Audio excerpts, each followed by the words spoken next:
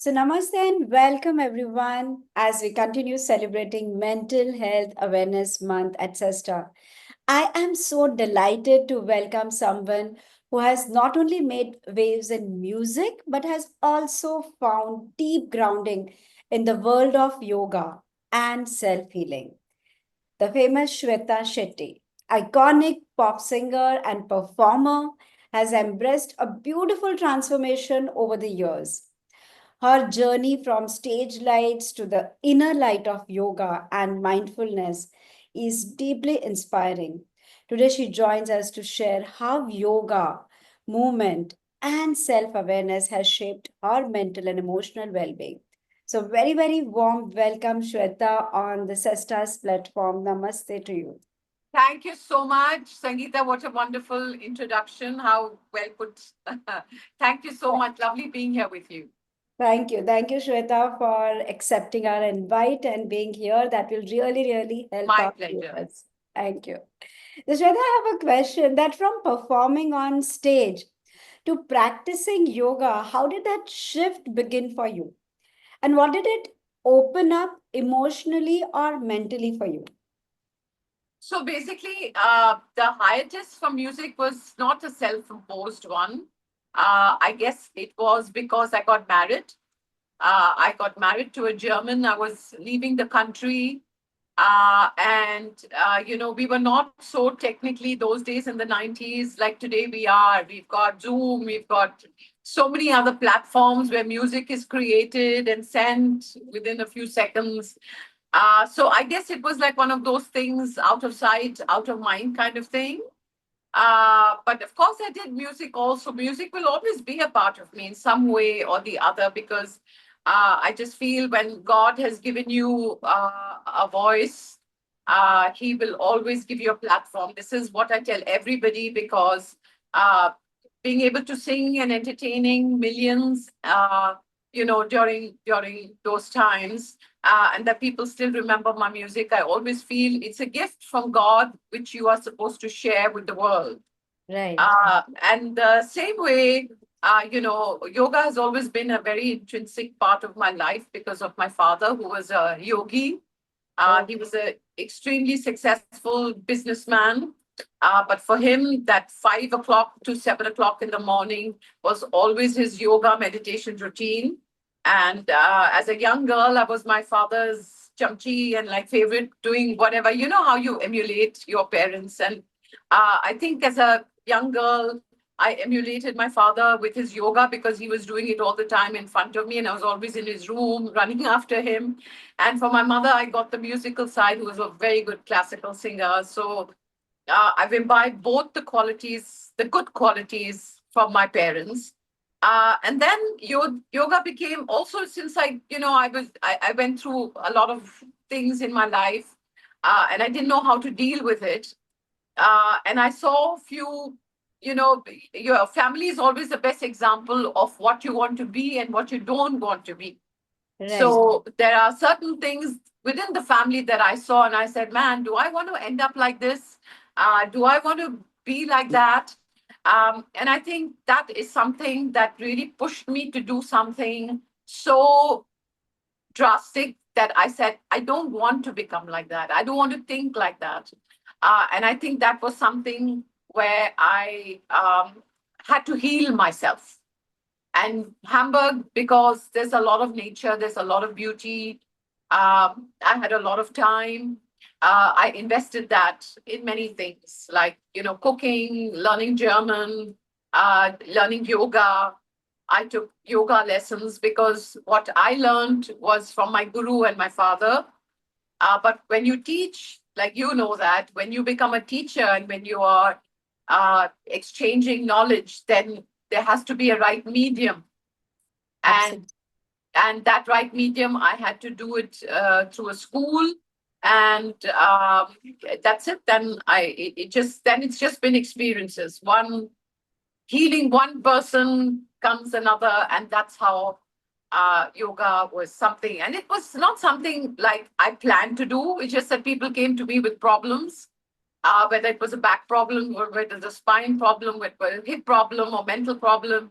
I somehow had an answer for it through very simple pranayam, breathing, and yoga exercises. And I was actually pretty surprised. I said, wow, it really actually works. So, this is how I was thrown into helping and healing people. Oh, wow. And I guess yoga is also something where the more you heal people, more even you are healed. Because, for example, in our field, we often tell our students that, now that you are a certified coach, the beauty about this profession is that you are selling positivity or you are selling happiness. So, if I am giving that message of positivity or happiness to someone else, I'm giving it to myself also. So your blocks are also getting clear because that's what you are programming yourself. And same Absolutely. as yoga, like, the balance, the rhythm, and so alignment and all. So when you are guiding someone, you are doing, I think part of your energy is also getting back to alignment and balance, right? Absolutely, because even my Guruji, who I learned meditation and yoga from, he said, when you have the power to heal someone through yoga and meditation, you cannot keep it for yourself because then that is not the true essence of yoga. You Yeah. have to heal, like you. You have been given the gift of healing people. You can't just heal yourself and your family. Yeah. You need to heal people because that's what your profession is, that's what you're here for. Yeah, yeah, absolutely. When I learned, I remember my teacher said that the definition of nirvana has changed. And he said, if you think that, you will let go of everything, you will live and you will go to the jungle and meditate and you want to be the enlightened being, it's not going to work anymore because you have to make sure that you take your soul family along with you. You have to Absolutely. make sure that you are spreading this message everywhere. And that's where you reach that state of enlightenment. So somewhere, he said in today's time, it is the Buddha also reincarnated, and this is what is needed. You have to think beyond yourself and Yeah, spread the light, spread the joy. absolutely. Yeah, Absolutely. Just help people, basically. yeah, You know, just be there, like yeah, share what you felt. yeah, Rebel. absolutely. Because, yeah. And you have to be broken in order to heal. And because I know what, at least for me, when I'm doing when people come to me and say, I'm suffering from this, I'm suffering from depression, I've got anxiety, I know all these things because I went through these things myself. So I think, today I can clearly say I don't let these things come anywhere next to me because of all the hard work that I put in. But I was broken. I was not a healed No, person. I understood, but I mean, a little correction here. Because, I mean, since probably we Of teach course. limiting beliefs all the time, we say if you're broken and today you help people to come out of that, it's a very victorious thing. And, it's a victory when I can share my negative story and I am very proud of it. But at the same time, I don't want to hold on to that. Only if I'm broken, I can help and heal people because then I'll have the compassion and empathy to understand them. It's like, Because Sangeeta, it's like somebody who's writing a book on how to quit smoking. And he's a non smoker and he's writing a book about how to quit smoking. How would you know what it is like to quit smoking when you've never smoked at all?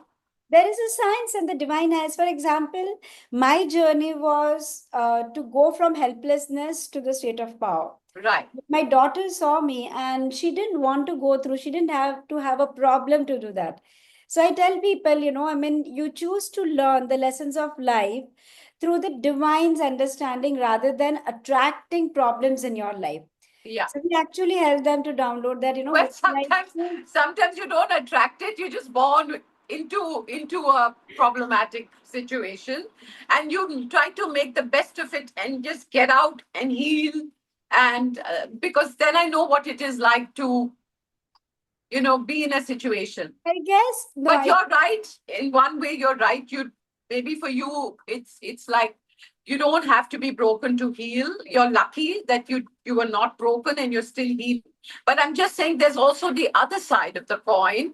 where somebody was broken and that person has healed herself, like Yeah. I So did to myself, and that's that a healing, learning for the viewers. that's That what I'm saying. even if she was broken, she didn't sit and cry for it. She found her passion, she worked towards it, and not only that, she healed herself, Right. but she is healing people also, and that's connected with our topic of mental health and emotional health. That Absolutely. it's what you will choose to make your life experiences to be. And you also can take inspiration from her to know what you, if you are going through the similar stage, that what is it that you want to create out of it. Absolutely. Yeah. Absolutely. So Shweta, I wanted to ask, like, majority time I have seen people turning to yoga for physical health. So in your journey, how has yoga supported your emotional and mental well-being? As you just said that, you came from that state of broken state and it got you back into the balance. So exactly how did yoga play that role? So I was very plump in college, and when I got into entertainment, I think it was very important for me to have that energy when you're traveling, touring, get into all those wonderful clothes. So it was very important for me to be fit. And I just got into, and everybody has this false notion that with yoga, you don't lose weight. That's not true at all. When I want to lose weight, I only do yoga. I don't go to a gym. I don't do Pilates, and I don't do, all those walking and things like that. It's just yoga. So people must banish this thought of saying yoga you do is for mental awareness and healing. It's not for physical. That's not true. You see, most of the people, the yogis, you should see how fit their body is. And it is through yoga because you're using your own weight. So I have been the same weight for the last 30 years. And I have a very lovely appetite. I say lovely because I love food. I love food. I love my sweets. And these are the only vices that I have. I don't smoke. I drink in limitation. So because I don't like to sacrifice anything. If I eat a bar of chocolate, then I know that I will have to work out an extra half an hour probably the next day. So my weight has been really the same since the last 30-35 years. No, I understood that. So I agree that, yoga really helps with the physical health. I want to ask, in your journey, how did it help you with your mental and emotional being? Well, yoga is not something that when you are going through a certain amount of pain, it's not that it's going to heal immediately. Okay? It is a very slow process. That's why people give up and say, "Arey yaar, itna slow ja raha hai." You know, it's like you have to have patience. And patience you learn through yoga. At least I don't know about the others, but I was a very impatient person. I wanted results really quickly, whether it's my body or whether it's work or whether anything. But with yoga you learn patience. It also the pranayam is basically also not just controlling the mind but controlling reactions. The reactions which I probably is sometimes when you're angry, you blurt it out. I'm more relaxed, I think, before I speak. And, I think that is also really, really important, which is basically it's an all-round calming thing. Okay. I know how I have changed over the years from what I was, which was not very nice, to what I am today. And if somebody asks me, what was it? There's no therapist I went to. There was no antidepressants that I took. Uh, it was all self healing with yoga, with meditation. So I recommend that to everybody. I teach people. Oh, wow. So, I mean, continuing with the same answer, like now that you have spoken about the resilience in the past, what role has that pranayama or meditation played in building that inner strength? Oh, wow, that's a good question. like I said, it is not something that is developed over 6, 7 months, maybe even not a year. It took me a couple of years. It took me a couple of years because you just, I think just your reactions, the people that you choose. If you feel, okay, you're born into a certain thing which is toxic, yoga helps you cut relationships. Sometimes they say, oh, how do I do that? Their family, and she's my best friend, he's my uncle. But yoga helps you to cut a situation which is not going to help your mental strength. It is not going to help your mental health. And I think these are the things, is just choosing the right people, choosing the right place to live, all these kind of things. Just basically your decision makings are a lot more stronger. So what I'm understanding is it gives you more clarity and it Yeah. increases your own level of frequency, vibrational frequency. Vibrations. Yeah. Once your own vibrational frequency heightens up, you are attracting the right kind of people, and it gives you the inner strength to cut off from the social norms, which is basically pulling you down. Right. Exactly. Yeah, That's so there exactly is, what I'm saying. You begin to choose also the yeah, right people. yeah. So You're you're a not, healer. So I know, because you've always told me, you attract what you think. And yeah. I'm like, for me, it was cutting and attracting, Yeah. the decision is mine.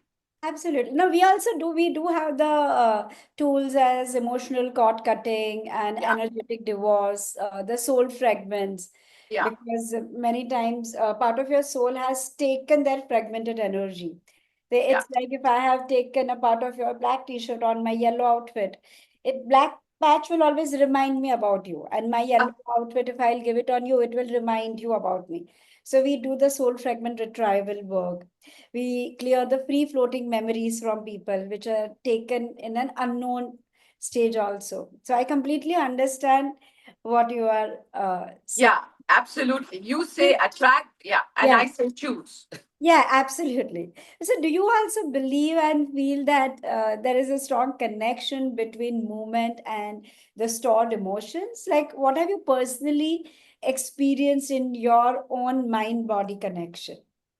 Firstly, I always recommend people that never store emotions in your body, because it will come out in some form or the other. There's always, emotions are really, really strong. I call them, it's like a tsunami. I call emotions something like that. The when the pressure builds up, builds up, builds up, there has to be an outlet. My outlet is breathing. I breathe in, breathe out. I do pranayams, I do yoga things. By the end of the day, I feel like a new person.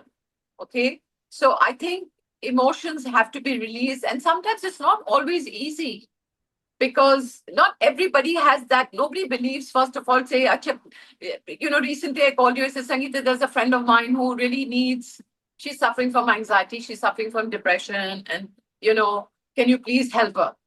Uh, so not everybody can speak about it, because they think that you're gaga, you're completely crazy.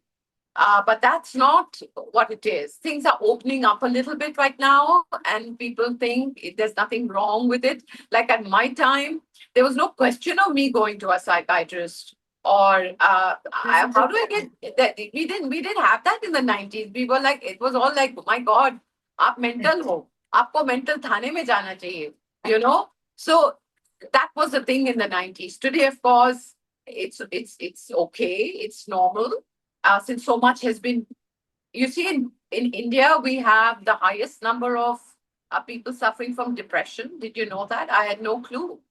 Uh, but I believe depression, India, anxiety, and many of them have not even diagnosed. There are so many people when you meet and you feel they have so much of narcissistic behavioral pattern, and the other person connected to that are suffering but do not know how to come out of it.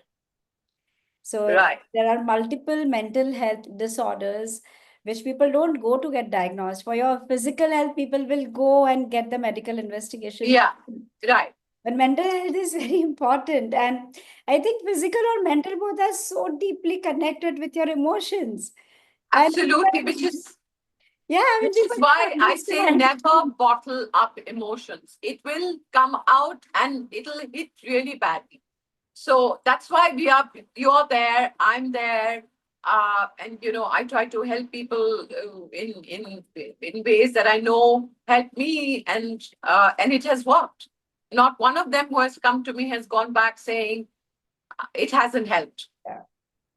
I often tell them that either your emotions will control you and your life, or Yeah. you control your emotions. It's all about acknowledging them, allowing, you to speak up, like allowing you to express, and that is where you will lead to the emotional empowerment. It's not directly reaching to the state of emotional empowerment. And yeah. Absolutely, absolutely. And we, in fact, like heal people through their by healing their emotions, whether it is a fourth stage cancer or any other physical disorder. So, for us, emotions, the root cause of many things, and they are very, very important for people to root understand. root cause of many things. Like, the other day I was having a conversation with someone, and she suddenly developed thyroid and things like that. And the first thing I asked, what are the emotions that have been pent up? Because anything that comes out in your body, whether it's diabetes, whether it's what everything is related to some kind of emotion that has been suppressed or you're not happy with, And I completely agree. which needs healing. Absolutely. But according to you, what do you think? Like, I mean, how can yoga be made more accessible to people who are going through the stages of depression, anxiety, burnout, or even like emotional low phase in life? Firstly, in India, coming to think of it, we are the cradle of yoga, and very few people believe in it. Yeah. People do it more for a fashion statement, Then, more than anything else.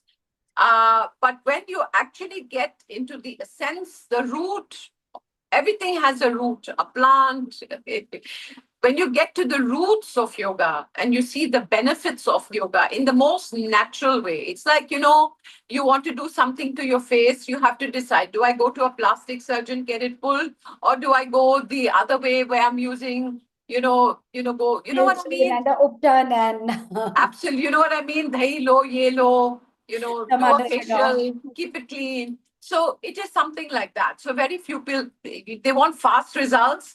And then I tell, if you want fast results, then yoga is the wrong thing for you. You must come with patience. You must believe that yoga is going to help you. And suddenly, all of a sudden, this has happened with the people that I teach. Most of the people that I teach are actually close friends, and they do it very unwillingly, like, oh god, that's really, do you honestly think yoga is going to help me, is going to help me, it is really going to put me to sleep? And I do a session with them where I say, you're going to sleep, and I'm going to see to it that you sleep for 10 minutes, and they actually sleep for the 10 minutes in my class. And I said, how do you feel after that? He says, all my problem is gone. Now tomorrow, if something is bothering me, I need, Sangeeta, maximum 2 to 3 days to get over that, because yoga teaches you in saying, if that is not there meant for your life, it is for your higher good. It was not meant for you means it was not good for you. So this is what yoga teaches you, just strengthens your mind so much that you don't let a person or a subject or something that's bothering you linger on. It lingers for 2 3 days, cut it off, and go to the next chapter. So basically, viewers, there are many people who are teaching yoga. Shweta herself teaches one-on-one yoga. So if you have a problem, you can reach out to her also. But Only if you have take a the step, problem. like if you even if you don't have problem, I think you can reach out. But start some practice, and that would what it will Yeah. help. And And it's I available to everyone, like somewhere, probably your neighbor, probably somewhere at the corner of your lane, someone is teaching. But take that step for your own emotional resilience, for your own mental health, right? absolutely. I would recommend that to anybody. It's been a lifesaver for me. Yeah. So, Shraddha, I want to know, like, since you have seen life into intense worlds, fame, and then complete stillness, Yes. has yoga taught you about identity and the inner peace? Uh, that's a very good question. Uh, when that quiet phase came, I guess because I was just newly married, I was in a new country.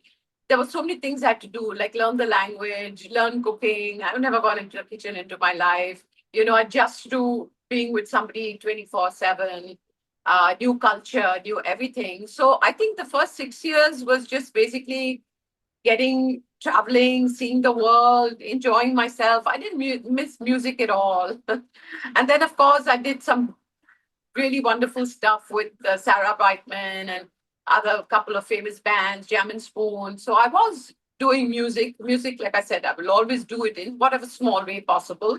But when the lull came, I think yoga took over. So I felt the sadness and the depression for maybe 1 year or so. And then I'm not the kind to sit and mull over something for too long. I'm like, I will do something. I said, I have to look good. I have to still, even if I'm not on stage, I want to look good for myself. At that point, it was my husband. I want to look good for my husband. So these were the things that I really concentrated on and did things that really I love doing. Like, I'm a great cook today because I spent time going to cooking classes and things like that. So it was just basically another world for me. But because if it wasn't for yoga, I wouldn't have been happy. I would have just been unhappy. I'm like, God, I'm not doing music. God. Now, what can I do? I'm not doing music. Am I going to go into depression like a lot of other singers do? Go do drugs, become an alcoholic? What do I do? So just I invested that in something. I invested in my body. I invested in my mind. And today, at my age, and when I look at myself, I'm really proud that I didn't. I could have gone the other way, but I'm really happy that I didn't. And I thank yoga and meditation. It just calms you, it relaxes you. If something's not there in your life, it's not the end of the world. That's what I kept telling myself. It's not the end of the world. And this is how, and that only happens with yoga because the truth comes to you, takes longer. But so I was quite happy then with my happy life. Today, I made myself a home. I live in Alibag. When I need the noise, I come to Bombay. When I need the quiet, I am with nature. So probably what I'm understanding from your answer is that it gave you a new identity to yourself Yeah. and An identity I didn't know brought you to the existed. inner peace An identity that I didn't know existed. I exists. didn't I didn't realize how important peace was. I didn't realize the importance of a good night's sleep, of peace, of you know being calm and waking up. Uh, so these when you grow older, these things are really so important. Any age they are important. No, but I think the older you get, these are the things Yeah, that as youngsters, you have other more priorities. energy. When Yeah. you grow, yeah, when you grow older, you just say, Bhagwan, just said, give me peace, keep me happy, see that I'm earning enough, and just give me peace. That's my I prayer. agree. So for someone watching today who feels emotionally stuck, what simple daily yogic practice would you recommend to begin shifting that energy for them? First of all, we all get stuck in our lives, all of us. You're a successful entrepreneur, your husband is a successful businessman, and we all get stuck in every form of our life. But we have to really understand that it's not the end of the world. There is a solution. To every problem, there is a solution. And for that, you need a calm mind.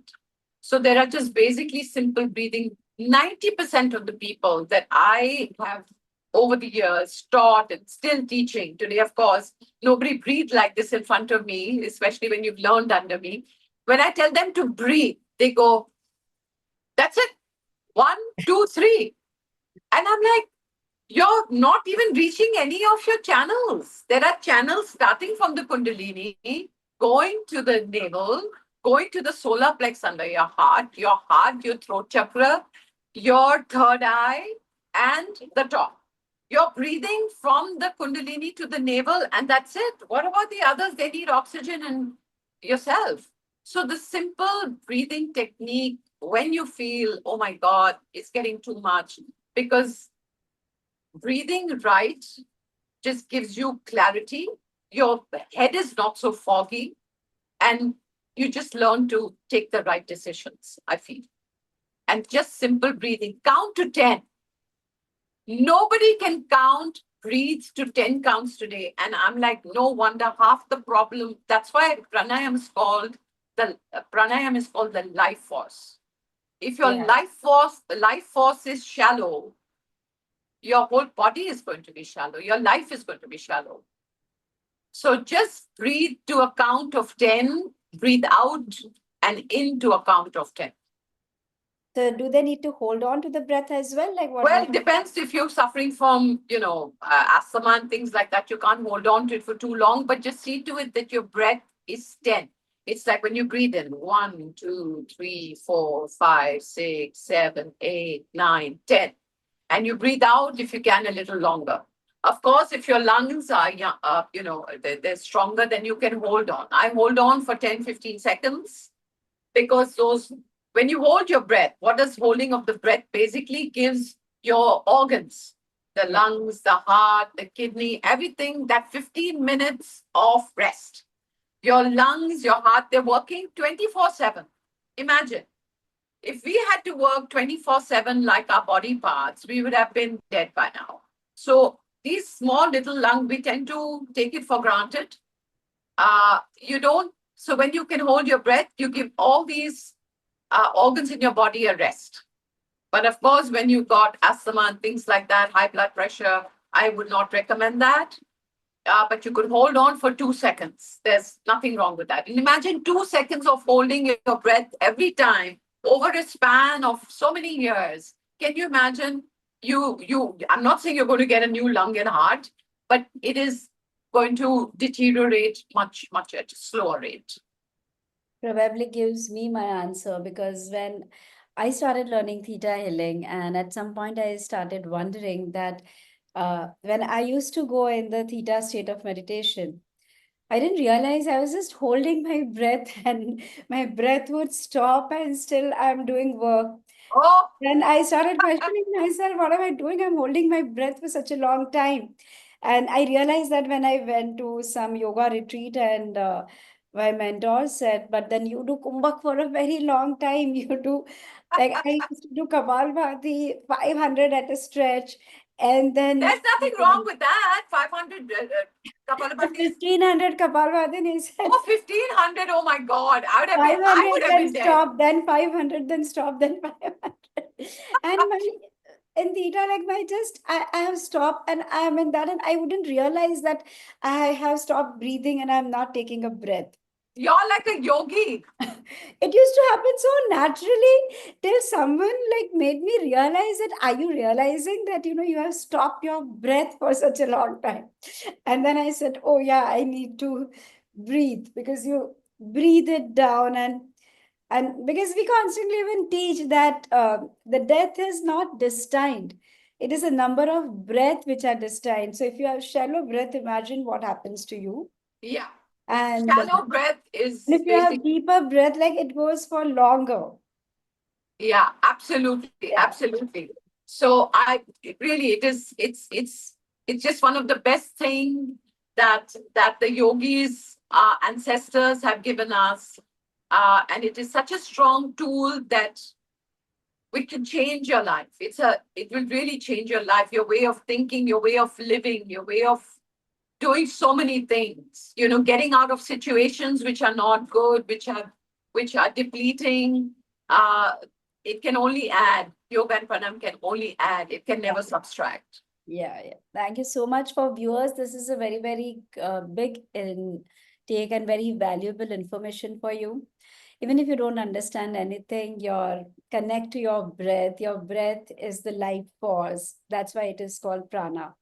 Yeah, And you need to constantly supply prana to yourself. You can't absolutely. deprive yourself from prana and say that, मेरी life में कुछ नहीं हो रहा है, like nothing is happening in my life. Because we're always depleting. By the end of the day, everybody says, "Oh God, Tired. have I to replenish feel, that the next day. How do you do it?" yeah, the You burnout. know? Because if you are focusing, and that's why many people have a ritual before going to sleep. Also, they do pranayama, Om Yeah, Chanti, pranayama, and all. yeah. And that would really, really help you with your emotional and mental health. So, thank you so much, Shweta, for joining and giving this very, very valuable insight to all our viewers. Thank you. Lots of gratitude. Thank you I so much. must say thank you for joining. And Well, you're amazing with your work, Sangeeta. Please continue healing. God bless you for that. yeah, I mean, we also have multiple tools where people can actually come back to the state of balance very soon. Yeah, And thank you, like, just that you said, the friends, like, anytime you feel that, you just don't understand and you are in that very anxious state, you can just simply tap your karate chop and speak about your problem. That although I'm feeling very anxious, I yeah. still choose to deeply and completely love and accept myself and heal and integrate that part of me. You just put both your hands on the chest, breathe in through the nostril, a deep breath, breathe out through the mouth, and probably on your thymus point, which is just the four fingers down. Here is the thymus. You can just tap there and say, change, changing. It is change from feeling anxious to feeling happy, from whatever state you want. And you will feel very soon the energy will change. And Absolutely. That's how I feel after a great yoga session. thank you. Thank you so much. Thank you so much. Great to have Lots of you love. here. Thank you. Goodbye. Thank you. Bye. Bye.